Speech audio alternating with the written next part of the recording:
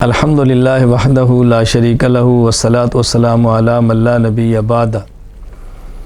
ایسا مسلمان مرد یا عورت جو بڑھاپے یا کسی مستقل بیماری کی وجہ سے روزہ نہ رکھ سکتا ہو اور یہ عذر دائمی ہو، یعنی آئندہ صحت مند ہونے کی بظاہر کوئی صورت نہ ہو اسباب کے درجہ میں، تو ایسی صورت میں ہر روزہ کے بدلہ میں ایک مسکین کو کھانا کھلانا فدیہ کہلاتا ہے۔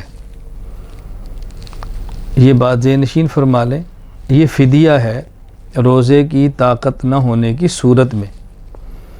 اور ایک ہوتا ہے کفارہ، جان بوجھ کر روزہ توڑے تو اس کے بدلے میں 60 روزے یا 60 مسکینوں کو کھانا کھلانا، وہ کفارہ ہے اور یہ فدیہ ہے۔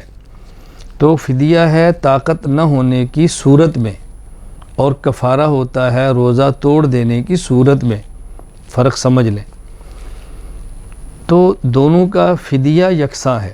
یکساں کا معنی کہ فدیہ تو ایک روزے کا ہے اور کفارہ 60 روزے ہیں، لیکن 60 روزے رکھنے ہیں مسلسل۔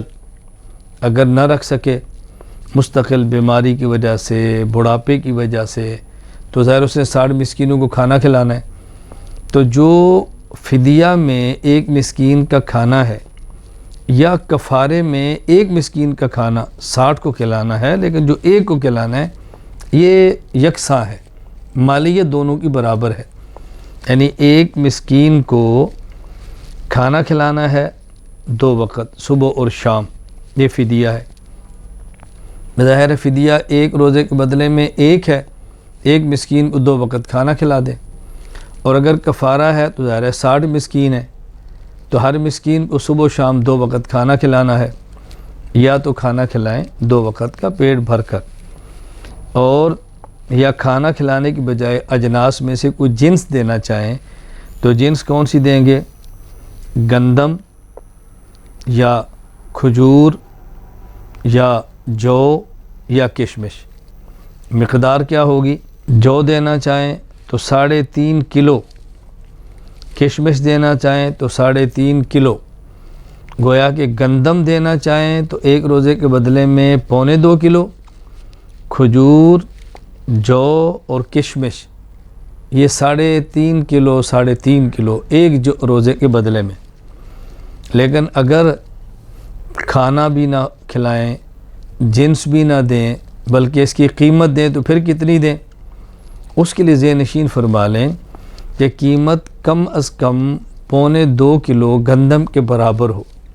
یعنی آپ کی مرضی ہے، کشمش 3.5 کلو اس کے برابر دے دیں، جو 3.5 کلو اس کے برابر دے دیں، یا کھجور 3.5 کلو اس کے برابر دے دیں، یا گندم 1.25 کلو اس کے برابر دے دیں۔ یہ میں اس لیے کہہ رہا ہوں کہ ہمارے آج کے دور میں چونکہ گندم سستی ہوتی ہے اور کھجور مہنگی ہوتی ہے عموماً، تو آپ کو پورا اختیار ہے، لیکن ہماری اپنی رائے یہ ہے، اس معاملے میں انسان کو اپنی حیثیت کا خیال کرنا چاہیے۔ اللہ تعالیٰ نے مالی وسعت عطا فرمائی ہو اور کشمش کے پیسے زیادہ ہوں تو کشمش دیں، اگر مالی وسعت اس سے کم ہے کھجور کے دیں، مالی وسعت اس سے کم ہے تو جو کے دیں، اس سے بھی کم ہے تو گندم کے دے دیں۔ مطلب ہے چاروں جنسوں میں سے جس کی مالیت سب سے زیادہ ہے وسعت والے کو وہ دینا چاہیے، اور اگر مالی وسعت کم ہے تو جس کی قیمت کم ہے وہ دیں۔ لیکن اگر وسعت والا بھی سب سے کم قیمت والی جنس یا جنس کے بدلے میں پیسے دے دے تو فدیہ یا کفارہ ادا ہو جائے گا۔ وآخر دعوانا ان الحمدللہ رب العالمین۔